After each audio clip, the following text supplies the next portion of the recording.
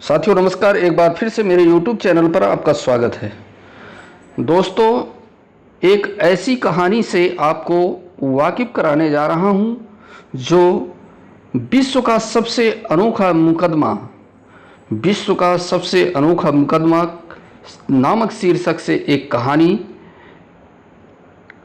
न्यायालय में एक मुकदमा आया जिसने सभी को झकझोर दिया। अदालतों में प्रॉपर्टी विवाद व अन्य पारिवारिक विवाद के केस आते ही रहते हैं, मगर ये मामला बहुत ही अलग किस्म का था। एक 70 साल के बूढ़े व्यक्ति ने अपने 80 साल के बूढ़े भाई पर मुकदमा किया था। मुकदमे का कुछ यूँ था कि मेरा 80 साल का बड़ा भाई अब बूढ़ा हो चला है, इसलिए वह खुद अपना ख्याल भी ठीक से नहीं रख सकता, मगर मेरे मना करने पर भी वह हमारी 110 साल की माँ की देखभाल कर रहा है। मैं अभी ठीक हूँ, इसलिए अब मुझे माँ की सेवा करने का मौका दिया जाए और माँ को मुझे सौंप दिया जाए। न्यायाधीश महोदय का दिमाग घूम गया और मुकदमा भी चर्चा में आ गया।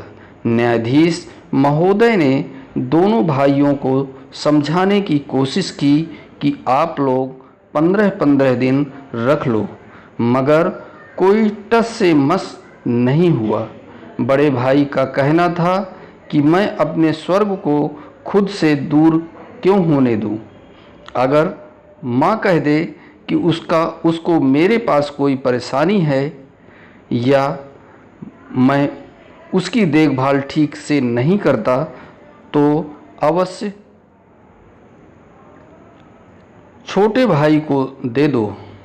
छोटा भाई कहता है कि पिछले 40 साल से अकेले ये सेवा किए जा रहा है, आखिर मैं अपना कर्तव्य कब पूरा करूँगा?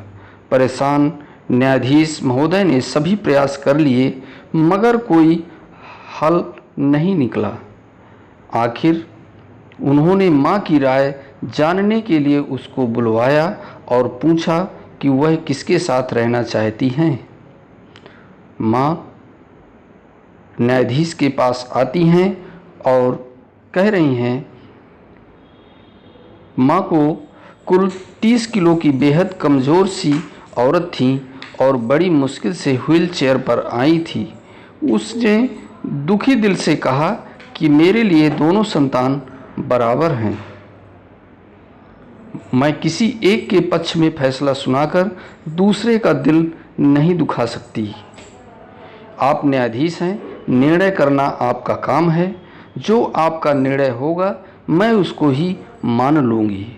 आखिर न्यायाधीश महोदय ने भारी मन से निर्णय दिया कि न्यायालय छोटे भाई की भावनाओं से सहमत है कि बड़ा भाई वाकई बूढ़ा और कमज़ोर है।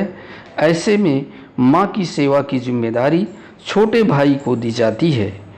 फैसला सुनकर बड़ा भाई ज़ोर ज़ोर से रोने लगा कि इस बुढ़ापे ने मेरे स्वर्ग को मुझसे छीन लिया। अदालत में मौजूद न्यायाधीश समेत सभी रोने लगे, आंसू नहीं रोक पाए। कहने का तात्पर्य यह है कि अगर भाई बहनों में वाद विवाद हो तो इस स्तर का हो। ये क्या बात है कि माँ तेरी है कि लड़ाई हो और पता चले कि माता पिता ओल्ड एज होम में रह रहे हैं, यह पाप है। हमें इस मुकदमे से यह सबक लेना ही चाहिए कि माता पिता का दिल दुखाना नहीं चाहिए। साथियों, बस यही शीर्षक का अंत था कहानी का, और इससे माता पिता के दिल को दुख या कष्ट नहीं पहुंचाना चाहिए। यदि यह कहानी, प्रेरक कहानी आपको पसंद आई हो तो इस कहानी के अंत में लाइक कर दीजिएगा, और यदि अभी तक आप हमारे इस YouTube चैनल को सब्सक्राइब नहीं किए हैं तो प्लीज़ इस चैनल को सब्सक्राइब कर लीजिए और कमेंट बॉक्स में अपने सुझाव अवश्य दें।